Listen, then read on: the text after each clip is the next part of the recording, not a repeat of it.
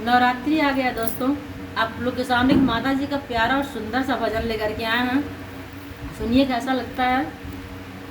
आई नवरात्र के दिनवा, अरे करबे हम माई के पूजनवा। अरे आइल